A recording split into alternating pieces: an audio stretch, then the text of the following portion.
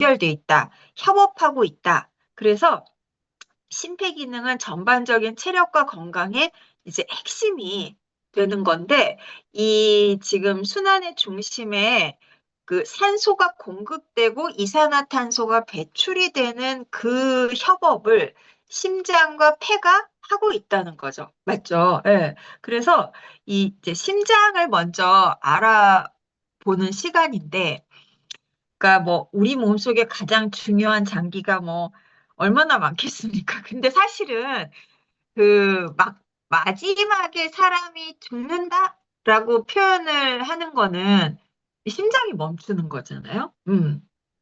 그래서 가장 정말 중요한 기관이고, 이 심장의 기능과 역할을 보면 혈액을 얘의 펌프질로, 근육의 수축과 이완으로 내 전신에 혈액을 공급한다.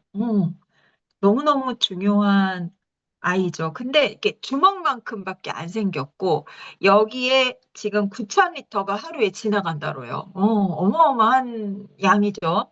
1리터가 그 9,000개가 지나가는 거니까 이게 어마어마한 양인데, 일단 이 심장은 나눠져 있어요. 4등분으로. 네, 보시면 이제 딱 그림이 아시죠? 네, 우리 생물 시간에 배웠던 우심방, 좌심방, 우심실, 좌심실 해가지고 이렇게 나눠져 있고, 음, 이 심장의 많은 에너지를 어디서 얻을까 보면은 이게 지금 혈관이라는 거예요. 사실, 그러니까 그 저희가 혈관의 소중함을 아는데 혈관으로 다 뒤덮여 있다. 간도 그랬잖아요. 간도 혈관으로 정말 많이 뒤덮여 있어서 그 순환이 너무 중요했듯이 얘도 혈관으로 뒤덮여 있는 아이예요. 그런데 여기에 이제 구조가 네 개의 방으로 구성되어 있고 위쪽 심방, 예. 그러니까 우심방, 뭐 좌심방, 이 심방은 정맥을 통해서 들어오는 혈액을 받아들이는 거고, 심실이라는 곳은 동맥을 통해서 혈액을 내보내는 곳이. 어. 그래서 얘네가 다 근육으로 이루어져 있고, 그래서 심장 근육이라고 얘기를 할 만큼 이제 근육의 근육의 중요성이 이제 심장이라는 어떤 장기에서도 되게 중요하잖아요. 근데 특히 이 좌심실은 가장 두꺼운 근육으로 이루어져 있어요. 그래서 아래에 나와 있는 아래쪽 방들이 그 심실, 심실들이 대동맥하고 연결되어 있다. 그래서 전신 순환을 혈액을 내보내는 걸로 나와 있었잖아요. 근데 좌심실이 이제 가장 두꺼운 근육으로 이루어져 있다라고 보시면 되고, 그 판막이라는 거를 이제 저희가 무릎, 아니, 종아리. 예. 그때 혈관 공부할 때 처음 이제 판막이라는 얘기가 나왔고, 거기서 이제 여러 가지 판막들이 있다, 우리 몸에는.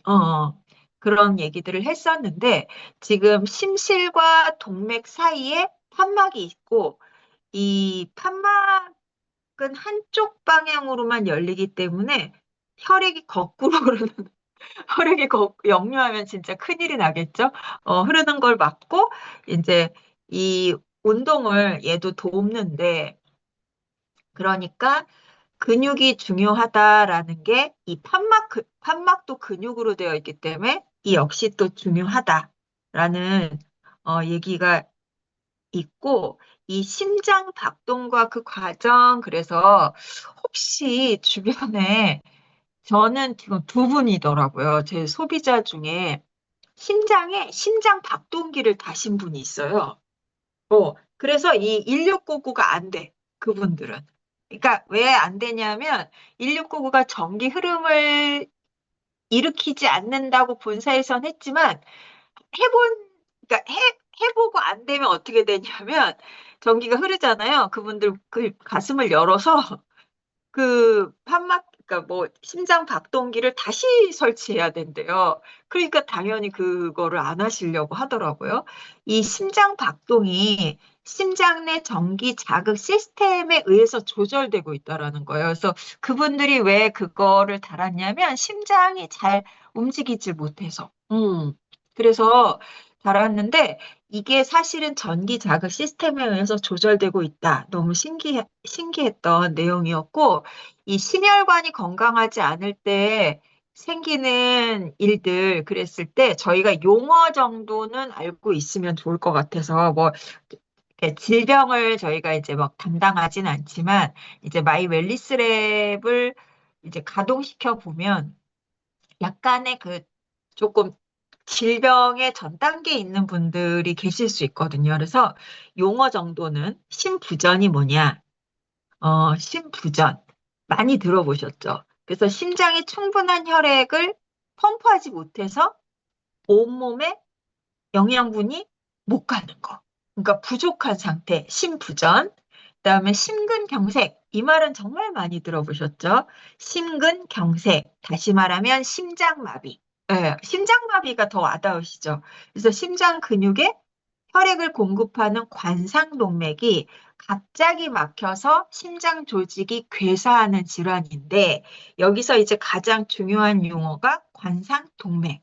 이따가 그림으로 또 보실 거지만 사실은 심장 수술을 했다. 관상동맥이 문제가 생겨서 그쪽 부분을 수술했구나. 그러니까 심장막 안을 수술하는 게 아니라 이 동맥이라는 건 밖으로 지금 지나가는 혈관이잖아요.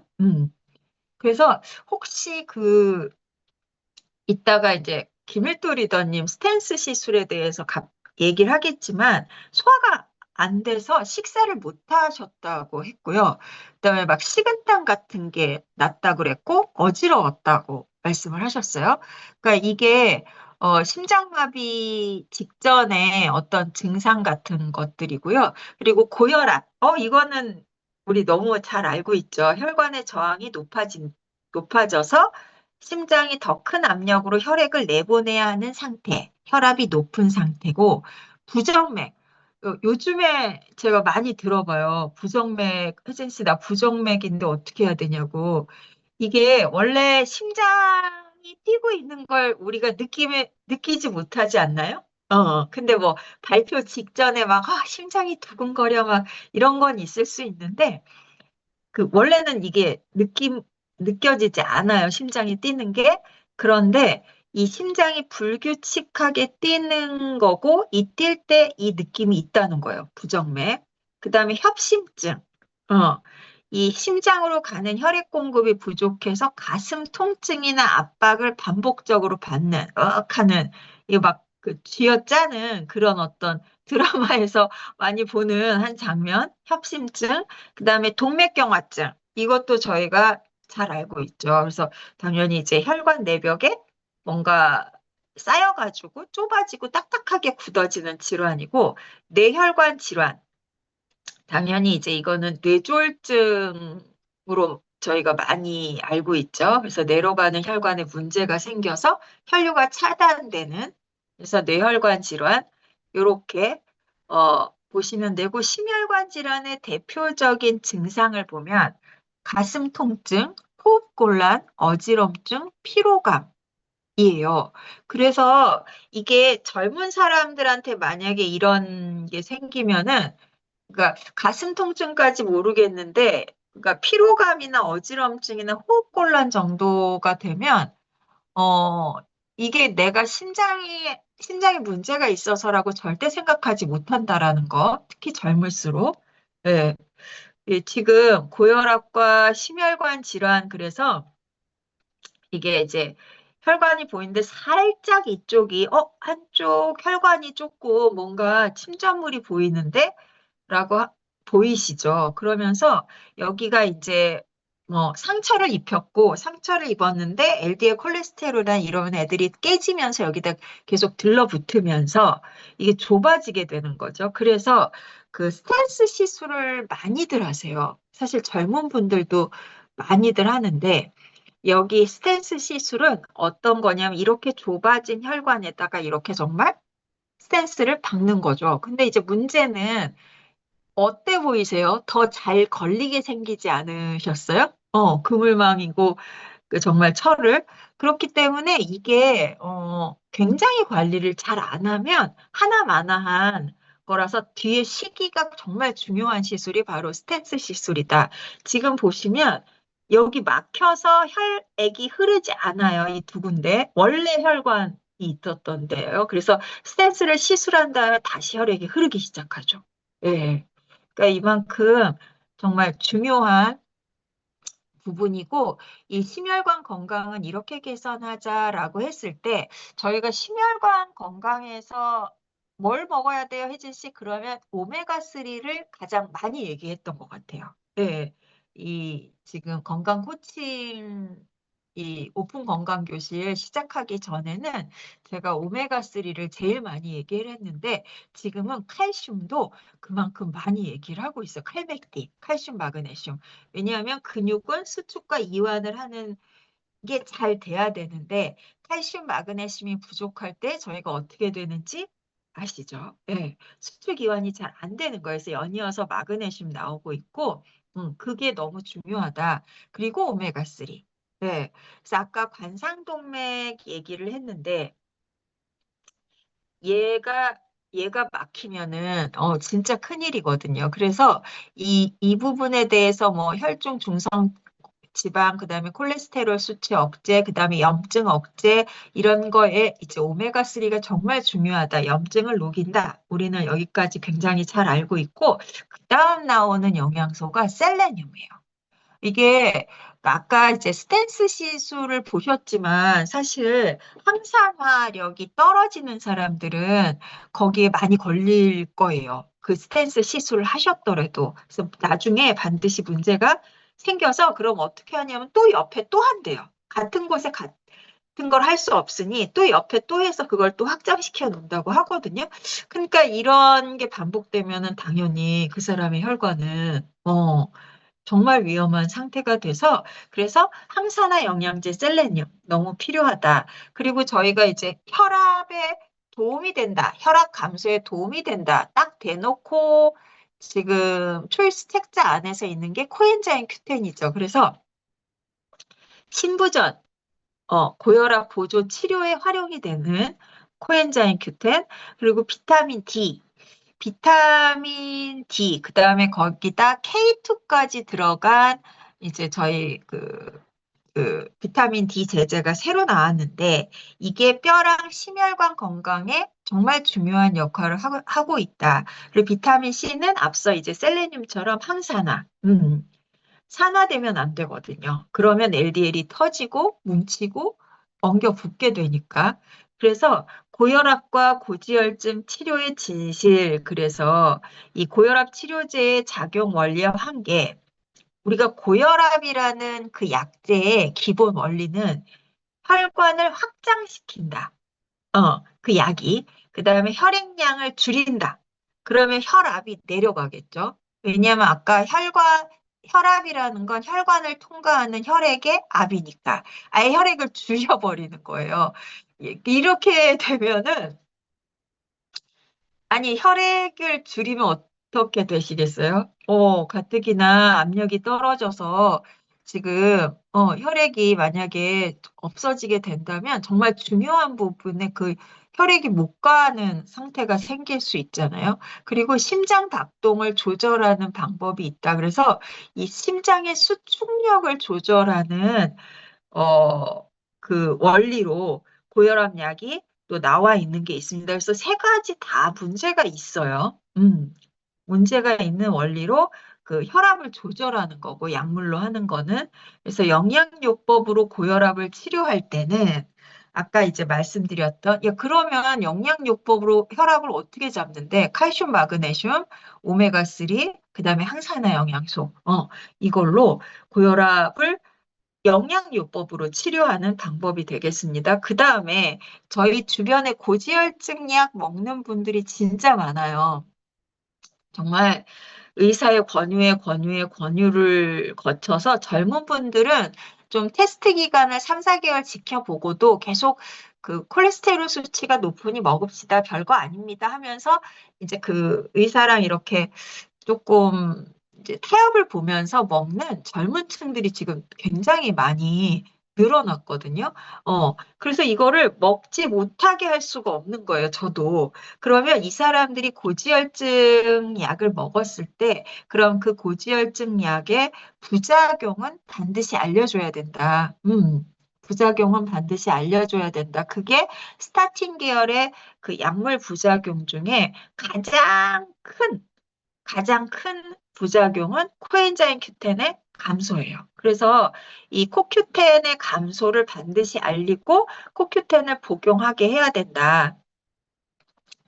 어, 그리고 다른 이제 뭐 지금 보시면 뭐 여기서 스타틴의 가장 심각한 부작용 중 하나가 핵문 근육 해증이다. 그래서 이게 정말 낯설은 말이에요. 저도 여기서 지금 처음 알았는데 근육세포가 괴사하면서 왜 근육세포가 괴사할까요? 그래서 코큐텐이 중요한 거거든요. 코큐텐이 감소가 된다고 그랬잖아요.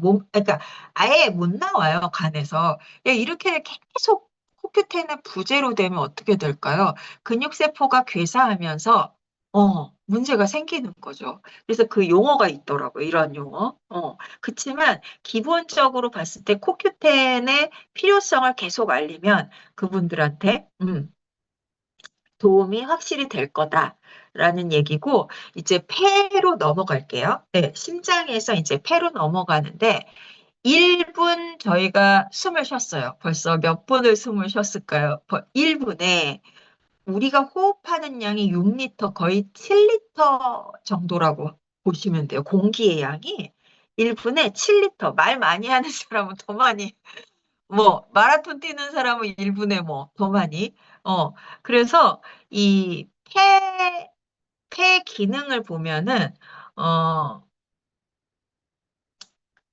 혈액에 산소를 전달해주는 역할을 폐가 한다. 이렇게 알고 계시잖아요. 그러면 이 폐 사이즈를 보면 조금 커요. 25cm와 아까 심장은 우리 주먹만 하다고 얘기를 했는데 그 왼쪽에 조금 치우쳐 있는데 얘는 25cm라는 거예요. 그리고 킬로그램은 근데 1kg밖에 안 되고 네, 왜냐하면 꽈리들로 이루어져 있어요. 그래서 여기 보시면 공기 주머니들로 가득 채워져 있는 게 우리의 폐고 요런 형태. 네, 폐포라고 그래서 요런 형태의 꽈리 공기 주머니예요. 그 공기를 가득 채운 건데 이 폐포의 겉에가 중요한데 이 겉에 지금 약간 그 푸른색으로 저렇게 쌓여 있는 게 혈관 그림이에요. 그래서 폐포의 겉에는 다 혈관이 들어있다라고 보시면 되고, 그러니까 네, 이렇게 그래서 폐의 기능과 역할에서 폐포에서 산소를 얻어서 깨끗해지는 혈액. 이산화탄소가 많은 것보다 산소가 많으면 혈액이 더 깨끗해지겠죠. 그래서 폐 기능과 역할을 봤을 때 이제 그 호흡기 건강 수칙이라는 게 있어요. 뭐 당연히 내가 흡연을 하면은 안 되죠. 호흡기 건강에 나쁜 공기를 들어가게 하는 거니까. 그렇지만 내가 간접 흡연이라는 것도 요즘 있기 때문에 근처에도 가시면 안 돼요. 그리고 면역력 유지 및 강화, 그다음에 실내 습도 조절 이라는 부분이 있어요. 그래서 폐의 습도 조절이 정말 중요하게 된다. 건조한 공기는 폐 건강을 안 좋게 하는 요소라고 합니다. 그래서 여기 뒤에 이제 보면, 어, 폐는 어떻게 우리 몸에 산소를 공급할까? 혈액 안에 저희가 이제 혈액은 물이다. 맞죠? 그리고 거기에 영양소가 떠 있고, 거기에 산소가 떠 있다라는 거를, 어, 그러니까 잘 인지는 안 되지만 내 혈액 안에 산소가 있다라는 걸 이제 지금부터 인지하시면 좋을 것 같고 이 산소는 내가 호흡을 통해서만 얻을 수 있는 거예요. 산소를 먹을 순 없잖아요. 네, 물과 영양소는 먹지만 산소는 호흡을 통해서 얻고 있다라고 보시면 되세요. 그래서 우리 아까 폐포, 허파과리 요렇게 그리고 기관, 후두 보이시죠? 네, 이 기관이라는 곳이 보이시죠? 네네, 여기 줄기 같은 곳인데 기관에서 양쪽으로 분기된 기관지 외부 공기를 이제 들숨으로 받아들여서 폐포까지 전달을 하고 폐포에서 나온 이산화탄소를 날숨으로 배출을 하는 통로가 된다. 기관지. 네, 여기 기관지 보이시죠? 응. 통로가 되고 얘네들이 중요한 거는 기관지 내부가 다 점막으로 뒤덮여 있는 거예요. 그러니까 저희가 코부터 시작을 해서 그 기관지 내부, 그다음에 폐까지 다 점막이다 이렇게 생각을 하시면 돼서 그래서 폐 건강에 카로티노이드를 얘기를 하는 거거든요. 요거는 저희가 많이 알고 있으니까 카로티노이드가 정말 중요하다. 그래서 어, 체내 신진대사 과정에서도 저희가 먹으면 노폐물이 나오죠. 다양한 노폐물들이 나오는데 그중에 이산화탄소라는 노폐물도 나오죠. 그런데 그게 폐를 통해서 70%가 밖으로 배출된다. 그래서 호흡이 중요하죠. 산소를 받아들이고 또 노폐물 이산화탄소는 내보내야 되기 때문에. 근데 여기서 호흡에 두 종류가 있다라는 거예요. 코호흡과 이포흡. 근데 건강한 호흡은 뭐다? 코호흡이다. 예. 이포흡은 코가 막힌 사람들이 하는 거라서 그래서 비염이 건강에 안 좋다라는 얘기를 저희가 그 건강 시크릿 핸드북에서 배웠어요.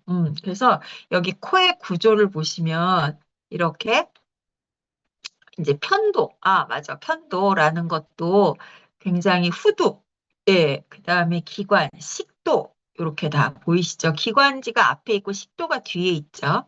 예, 이렇게 보이시는데, 이 호흡할 때, 음, 얕은 호흡을 여러 번 하는 것보다 깊은 호흡을 하는 게 더 중요하다라는 얘기가 있고, 그래서 저희가 에센셜 오일 나왔을 때, 그 깊은 호흡을 저는 이제 그걸로 약간 좀 연습을 하는 편이거든요. 그래서 조금 얕은 호흡보다는 깊은 호흡으로 연습을 하시면 더 좋다라는 얘기고, 이제 코 얘기를 볼게요. 코는 이제 숨을 쉬고 냄새를 맡는 기관인데, 코 안에 이제 구조예요.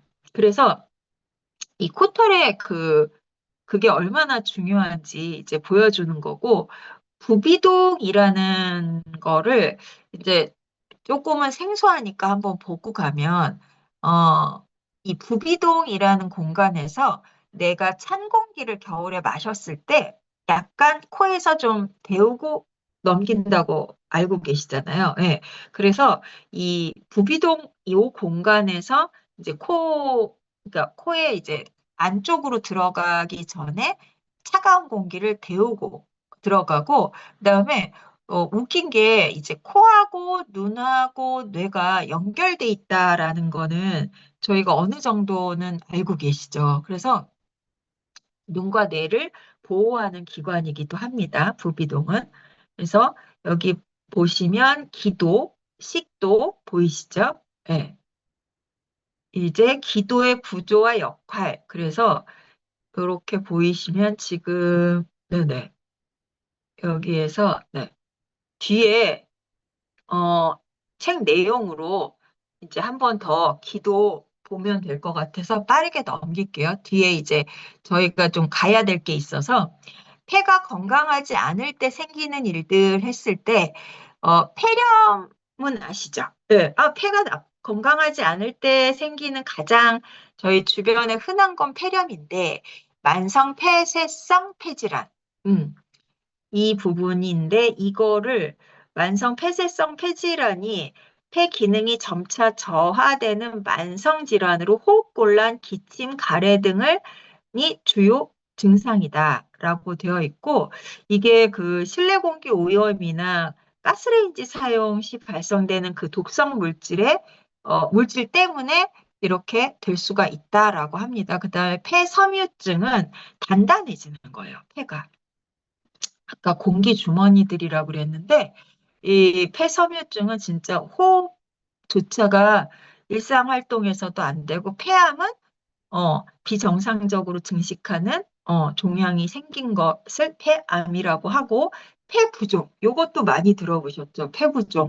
폐부종은 폐체액이 보여서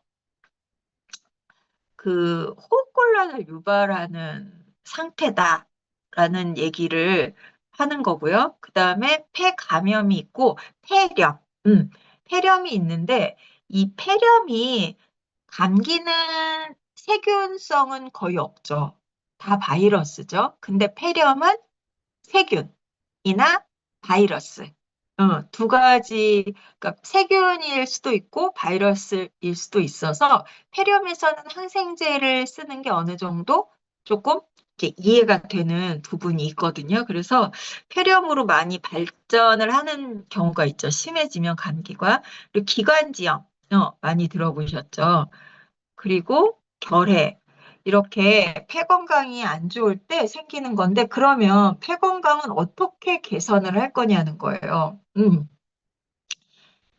지금 일단은 담배는 폐 건강에 완전히 나쁜 흡연은 이거는 가장 정말 폐 건강을 악화시키는 가장 가장 나쁜 원인인데 내가 가스레인지를 사용하는 것도 그 원인이라는 거죠. 그래서 건강 시크릿 핸드북에서 보셨을 때 어떤 예가 있었냐면 우리 집에 어 그러니까 자동차에서 매연이 나오는 거랑 똑같다 그랬거든요. 엔진을 킬 때 왜 매연이 나오잖아요. 그거를 집에다가 하는 거랑 똑같은 게 가스레인지를 사용하는 거라고 했기 때문에 저는 그 비유에서 정말 많이 느꼈거든요. 그래서 이 인덕션 레인지를 사용하는 것이 정말 시급하고 폐 건강에 그 다음에 차가운 물 안 드시는 거.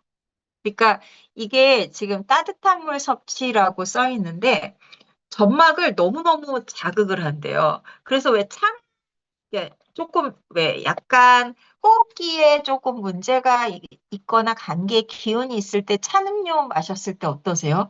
더 기침 나오잖아요. 그래서 이게 점막을 자극한다라는 거예요. 그래서 저희가 그 정수기 얘기할 때 정말 그거는 폐 건강에 안 좋은 행동이거든요. 찬 음료 자꾸 드시는 거는. 그리고 규칙적인 유산소 운동을 이제 권장을 하고, 이 폐 건강을 얘기를 할 때 코호흡을 얘기를 해요. 아까 코호흡과 입호흡이 있다라고 했는데, 코호흡을 얘기하는 게 나쁜 게 어느 정도 걸러진 상태로 그 공기가 폐랑 만나는데 입호흡을 하면은 완전히 그 걸러지지 않은 그 상태로 들어가기 때문에 그래서 비염이 있으신 분들은 반드시 치료를 해야 된다라는 거예요. 예. 호흡이 폐 건강하고 연관성이 크다. 그 다음에 공기의 질을 관리해야 된다. 이거는 아까 이제 흡연도 그랬지만 폐 건강에 당연히 미세먼지, 자동차 배기가스 오염된 공기는 안 좋겠죠. 그래서 저희가 마스크 쓰고 공기청정기를 돌려요. 저희는 옵티미스트까지 나오기 전까지 그냥 그렇게만 했었던 것 같아요. 근데 적정한 습도를 유지하는 게 공기의 질에서 굉장히 중요하다. 그러니까 폐 건강에 굉장히 중요하다라는 걸 알게 됩니다. 여기 그리고 폐 건강을 위한 영양소로는 뭘 추천을 하면 좋을까요? 일단 코, 폐 다 점막으로 뒤덮여 있다고 그랬어요. 아까 기관지까지. 그러니까 코부터 폐까지 다 점막으로 뒤덮여 있기 때문에 카로티노이드예요. 그래서 점막 보호 항산화, 그다음에 비타민 C 강력한 항산화, 오메가3 아까 꽈리 그 공기 주머니가 뭘로 뒤덮여 있었냐면 혈관. 그렇기 때문에 혈액순환 안 되면 폐 건강 좋을 수 없다. 예. 그래서 폐 건강이 안 좋다라는 분들한테 요 세 가지 권해드리면 좋고, 지금 아까 이제 감기가 정말 많다라고 얘기를 했잖아요. 근데 이제 그 감기가 많다 그랬는데 항생제 처방을, 그러니까 감기약에 항생제 처방이 계속 들어가고 있어서 요 장표는 이제 바이러스 때문에 생긴 감기를 그 세균 잡는 항생제로 처방할 이유가 없다라는 얘기고, 이 감기 예방의 영양요법은 그냥 뭐냐? 그러면 초기에 이제 잡는 게 제일 중요한데, 점막, 음, 코, 목, 폐, 다 이거 지금 점막이라고 그랬으니까 카로티노이드, 그다음 비타민 C, 예, 그리고 오메가3, 예, 그리고 물. 네, 이렇게 얘기를 하거든요. 감기 예방 영양요법으로는. 네, 그렇게 해서 요번에 이 지금 아이고 제가 줌을 다시 네, 들어와서 윤성래님 아이고 들어와 계셨네요. 컨디션 안 아니요, 좋으시다고. 변상규님 들어온 거 아니고요. 자기 좀 녹음 좀 해달라 그래가지고 제가 변상규님만 진짜? 예, 네네. 듣겠다고. 아니, 지금 저희가 팀 미팅에서 그 파트가 있어요. 그 옵티미스트하고 폐건강 연결시키는 부분이 있어서 오늘 제가 그거는 아주 자세하게는 이제 안 했는데, 어, 그냥 그 감기 예방에도 사실 바이러스 때문에, 그러니까 바이러스 활동하고 습도하고 저희 연결고리가 있다라는 거를 그때 신해철님 장표로도 계속 알고 있었잖아요. 그렇기 때문에 호흡기 쪽에 건강하고 이 가습기는 공기청정기도 마찬가지겠지만 이제는 뗄래야 뗄 수 없는 연결고리가 된 게 그 바이러스들이 활동하는 그러니까 환경이 건조할 때, 지금 이렇게 활동이 된다라는 거기 때문에 그래서 얘기가 나오는 거라 그 부분은 저희 팀 미팅에서 조금 더 자세하게 네, 연결시키도록 하겠습니다. 그래서 지금 녹음본도 지금 요번 거는 막 잘라서 있어가지고 녹화본 자체가 장영 박사님께 조금 그렇고 그리고 그 심장은 제가 주변에 그 혹시 뭐 Q&A 받으신 거 있을까요? 최근에? 없으세요? 그 부정맥 Q&A가 진짜 많은데 저는 왜 주변이 다 너무 건강해. 아니면 그 신해철님은 혹시 그 한큐에 혹시 그 회사 안에 한큐에 가신 분들은 없죠? 그 이게 그래도 1년에 2명 정도는 젊은 분들이 어 그러니까 혹시 신해철님 없으세요? 다행인데 저희 아미 사업가 내부에서도 젊은 리더님이 그러니까 그 김일두 리더님이 혈압과 당뇨가 없는 상태에서 그랬던 거거든요. 그러니까 건강검진에서 고혈압, 그다음에 고혈당이 없어요. 그러면 보통은 괜찮다라고 생각을 하잖아요. 근데 이게 그러니까 30대, 40대는 더 그렇겠죠.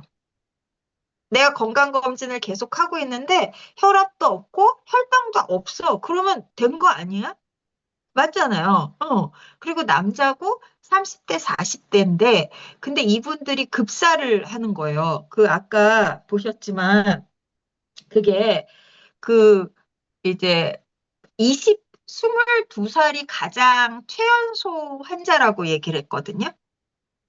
스탠스 시술 하는 근데 그 영상이 10년도 더 된 영상이었어요. 그 장영 박사님이 틀어준 영상이. 그리고 제가 지영이가 지금 28, 29인데, 지영이가 23살 때 친구가 쓰러졌다고 그랬어요. 근데 쓰러진 이유가 뭐냐면, 심장 혈관이 막혀서 남자애가 노래하는 애였는데, 밤새고, 흡연하고, 음주하고, 하여튼 그래요. 노래하는 사람들이. 근데 쓰러진 게 걔가 23살에 쓰러진 거예요. 그래서 이게 저희가 특히 남자분들, 그리고 지병이 전혀 없는 남자분들이 심장 쪽으로 가는 혈관이 서서히 막혀가고 있는 거를 모를 수 있다. 근데 혈압도 안 높아요. 왜냐하면 그 근육량도 있고 그렇기 때문에 이분들이 아마 김일두 리더님도 그랬을 거예요. 그러니까 그쪽 혈관이 막혀가는데도 몰랐다가 그때 필리핀 가셔가지고 식사도 못할 정도로 소화가 안 된다고. 그래서 그냥 룸에 들어가 계신다고 그랬고 우리가 그래서 너무 이상하다 그랬는데 결국 좁아져 있었던 거죠. 네. 그래서 이거를 어떻게 알 수가 없는 것 같아요. 만약에 건강검진으로만 보면은 이거는 진짜 그래서 그 젊은 분들이 그렇게 가시는 것 같거든요. 그래서 이거는 어떻게 관리를 해야 될지를 사실은 그러니까 뭔가 사인 같은 게 없어서 그래서 그거를 제 생각에 그냥 전체적으로 다 건강하게 나왔다고 해도 어느 정도 내가 업무량이 많거나 좀 스트레스 지수가 있는 분들은 계속 항산화 영양소에 관심을 가지고 드셔야 되는 거 아닌가. 근데 30대, 40대 그 직장 남자분들이 항산화 영양소에 관심을 가질 리가 없잖아요. 그쵸? 네. 신해철님 혹시 주변에 비타민 C 이렇게 신해철님처럼 이렇게 잘 챙겨 드시는 남자 직장인들이 계실까요? 많이 모르겠어요. 네, 거의 없어요. 거의 그거 나라면 상관없다고 생각해요. 그 부분이. 그래서 요새 젊은 친구들은 또 상대적으로 예전에 비해서 많이 먹고 있잖아. 음. 예전에 그 나이 때 뭘 그런 걸 먹으래. 우리 때는 전혀 그랬는데 요새는 많이 먹고 있는 것 같아. 음, 그러니까 그게 내가 보니까 고3부터 얘네들이 시작이 음, 돼요. 비타민 B군부터 음. 피로회복 해갖고 고3부터 그런 합성 비타민들을 이제 잘 찾아 먹더라고요. 본인들이. 예. 그게 있었고, 그리고 저는 부정맥이 되게 많은데, 그 부정맥을 다스릴 방법은 음. 칼맥디였어요. 예, 여자분들이 이게 심장이 막 뛰는 게 막 느껴지고, 이게 주체가 안 되고, 그래서 이 심장 뛰는 것 때문에 잠을 못 자겠다고 얘기를 하고, 예. 그런데 이게 불규칙하게 뛴다는 거예요. 되게 웃기죠. 그래서 자긴 갱년기인가 그랬는데, 그게 부정맥이었다고. 그래서 칼슘, 마그네슘을 다량 먹었을 때, 그게 근육 수축 이완이 안정이 되는, 그래서 혈압에 확실히 그런 혈관 건강에 칼맥디가 도움이 많이 되고 있다라는 거고, 그리고 혹시 주변에 폐 건강 안 좋으신 분 계신가요? 예. 그쵸, 그쵸. 예. 그래서 이게 저희 그 가습기는 그냥 감기 예방 쪽으로 요번에 많이 좀 알리면 좋을 것 같아서 그 장표나 그런 코멘터리 같은 게 저희가 필요하잖아요. 그리고 이게 시즌 상품이잖아요, 사실. 오늘도 그, 오늘도 그 강서 WBS에서 그 얘기 했거든요. 빨리 알려야 된다고 지금. 봄, 봄 되면 이거는 안 된다고, 가습기는. 그 얘기를 해가지고, 진짜 확실히 느꼈고, 저 빨리 장표 뽑아서 일요일 날 저희 곧 만나니까, 일요일 전에라도 정리가 되면 공유 빨리 드리겠습니다. 하루가 급하기 때문에. 네네. 감사합니다. 네, 감사합니다. 네. 아니, 두 분 너무